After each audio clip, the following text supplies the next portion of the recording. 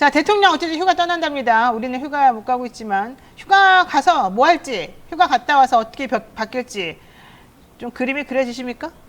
뭐 휴가 가시기 전에도 잘 그림이 안 그려졌는데 지금 휴가와 휴가 이후에 그림을 전 잘 모르겠습니다. 일단 책은 안 읽으실 것 같아요. 내가 봤을 때. 책 읽는 이거 안 내잖아. 책은 뭐냐 독서 리스트 같은 거 없고 독서 리스트를 안 내잖아요. 책은 일단 싫어하시는 것 같아. 아니 모르죠. 뭐 몰라요? 예, 뭐 네. 자, 그럼 모르는 어쨌든 거니까. 사람들이 궁금해하는 건 책은 일단 안 읽을 것 같다. 그 다음에 가셔가지고 여기 만찬이나 지인들 불러가지고 식사는 잘하실 것 같다. 세 번째, 그 과정에서 약간 뭐 소폭이든 뭐든 간에 개각을 좀 위한 사람들의 인사 배치와 관련된 논의가 분명히 있을 것이다. 그래서 휴가 갔다 와가지고 한꺼번에 쫙 정리할 것이다. 이게 지금 예측이거든요.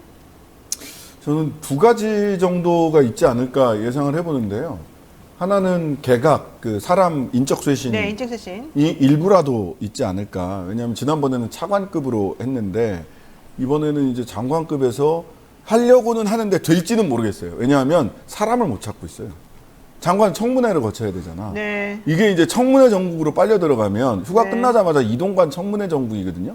근데 여기에 장관 청문회 정국까지 덧대지면 이거를 감당할 수 있을까 싶어서 그 개각은 했으면 좋겠는데 인적 쇄신의 모습을 보여줬으면 좋겠는데 네. 실제로 할 수 있을까? 이거는 이제 의도와 현실이 잘 맞아떨어지지 않을 수 있다라는 게 하나고 네. 두 번째는 그 카르텔 관련된 이야기를 하면서 전 정부를 그 이렇게 또 한 번 더 카르텔 하면서 그쵸. 또 이제 얘기를 할 가능성이 있고요.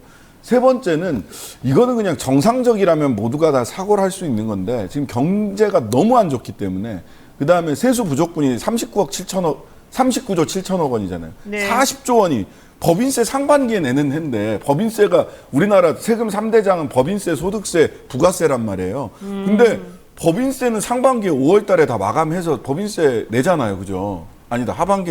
상반기에 내는 거 맞습니다. 상반기에 네. 법인세 내는데 이게 이제 법인세가 40% 남짓 거쳤어요. 그러면 하반기에는 거둘 방도가 없어요. 더 거둘 수 있는 방도가 없어요. 그러면 세수가 어디서? 내년치 절반 예납 받는 거 뭐 이런 정도인데 세수 대책이 없거든요. 그러면 정상적이라면 작년에 부자 감세한 거를 되돌려야 돼요. 근데 그렇게 안 할 거란 말이에요. 여기에서는 무척 일관되거든요. 부자 감세하는 거에 있어서는. 예? 그러면 경기 활성화밖에 없어요. 경제가 안 좋아서 그런 거다. 세금이 덜 거친 건 경제를 활성화해야 된다. 자, 그럼 경제 활성화에서 대증요법, 그냥 일반적으로 내놓는 가장 많은 대증요법은 건설 경기하고 부동산 경기입니다. 건설 경기 활성화를 위해서 이 규제를 풀고 부동산 경기 활성화를 위해서 부동산 대출에는 금리를 추가로 인하해주는 네. 이런 대책을 들고 나오지 않을까. 예. 그거 맞는 다 같이 거죠? 망하자는 얘기지. 다 같이? 저는 사실 좀 이게 이 질문 자체가 좀 저한테는 어려운 게요. 지금 이제 저기 신장식 변호사님 말씀하신 거는 그 상당히 합리적이고 논리적인 그런 분석이고, 예, 그게 맞아요. 맞는데 사실 이제 제가 이 질문 듣고 처음 생각난 게 그 휴가를 가실 때 휴가 가셨을 때 하신 말씀이 뭐냐면 가겠다고 하시면서 수해 복구에 너무 열심히 집중을 하시고 전념하셔가지고 좀 쉬어야겠다라는 게 이유였거든요.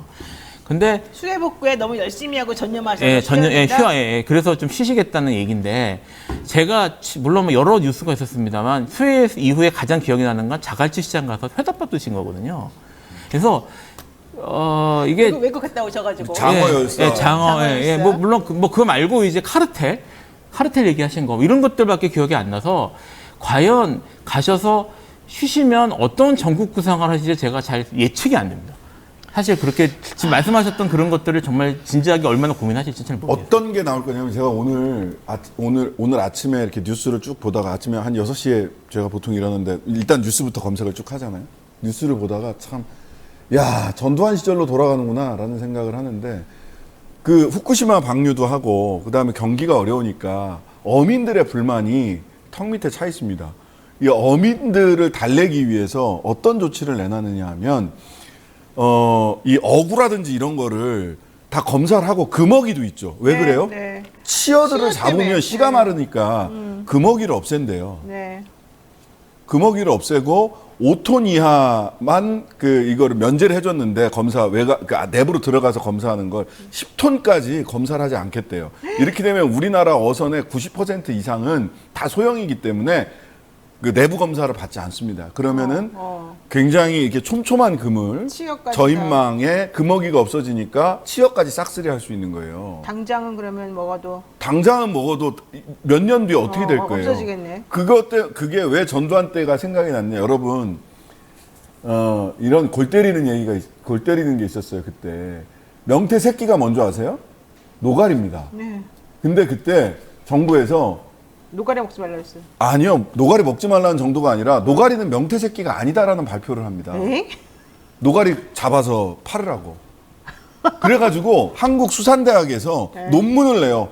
아무리 연구를 해봐도 노가리는 명태 새끼입니다라는 논문이 나와요. 어머나 세상에. 이게 당장 눈앞에 보이는 정치적인 목적으로 노가리는 명태 새끼가 아니다라고 하는 정부 발표가 있었어요. 그게 정부가 이렇게 발표하면 그 사실이 되는 겁니까? 아니 그래서 노가리를 잡았다니까. 그래서 우리 지금 명태 못 먹잖아. 명태 없어요, 대한민국에. 물론 그것은 수온 상승의 영향도 있지만 그 치어를 싹싹 말렸던 겁니다. 근데 지금 금어기 없애고 그다음에 저인망 코 작은 다 이거 오케이 그물 해주고. 그거 10톤이야 뭐 면제해서 오케이 해주고. 이거 당장에 어민들의 불만을 어민들의 불만을 좀 무마하겠다고 야. 이런 말도 안 되는 대책을. 저도 갔다 와서 그런 대책식의 뭐 규제 해소, 손톱 밑에 가시 제거, 그게 무슨 규제에서요? 전봇대 뽑기 뭐 이런 얘기 많이 들어봤잖아요. 이런 식의 대책이 나올 가능성이 있는 게 아니냐. 아이고. 예. 노가리는 명태 새끼가 아니었습니다. 전두환 시절에는. 이제 바뀌었어요? 이제 노가리는 논문이 나왔다니까. 내가 그 논문까지 찾아봤어요. 논문이 나왔어요. 논문이 한국 해양대학인가 수산대학인가에서. 아니 학자들도 진짜 좀 일관적이게 좀 행동했으면 좋겠어. 어느 정권에서 오다 내리면은 노가리가 갑자기 명태 새끼가 아닌 게 되고 어느 정권에서 얘기하면은 갑자기 명태 새끼가 되고 뭐 이렇게 이런 건가요? 그러면 안 되는 거잖아요, 원래. 그럼 뭐 지금 이 정권의 특징 중에 하나가 과학을 참 좋아한다는 건데요. 네, 네, 할 말이 정말 많습니다만. 뭐 비슷한 일들이 현재 얼마 전에도 지금도 계속 반복되고 있으니까 뭐 그런 것 같습니다. 근데 진짜 답답한 게요. 이게 이제 왜 그러냐면요. 정부가 지지율이 높지 않고 지지율이 낮아요. 그리고 경제가 엉망진창이 되어가고 뭔가 돌파구가 안 보여요. 그렇게 되면 할 수 있는 지도자라는 사람들이 할 수 있는 건 일단은 눈에 보이는 뭔가 성과를 보여줘가지고 사람들을 달래는 거거든요. 그 가장 쉬운 게 우리나라 맨날 그동안 해왔던 거잖아요. 막 건설 부동산 경기를 막 인위적으로 부양시키는 거. 또 하나는 지금 내년이나 내후년은 어떻게 될지 몰라도 어쨌든 내가 집권한 이유는 어떻게 되거나 말거나 일단 현재로서는 우리가 미래를 위해서 많이 좀 참고 양보하고 그랬던 모든 것들을 그냥 다 풀어주는 그런 거예요. 사탕 발림하는 겁니다. 사탕 발림. 이게 이제 조삼모사가 바로 이제 그런 일식이겠죠. 근데 그러한 일을 하고 싶은 유혹을 지도자들은 느끼게 된다는 거죠. 근데 그렇게 한번 하고 나면 눈앞에서 달콤하지만 결국은 온몸이 썩어 들어가는 그런 상황을 맞이할 수밖에 없는 거라 그게 참 걱정입니다.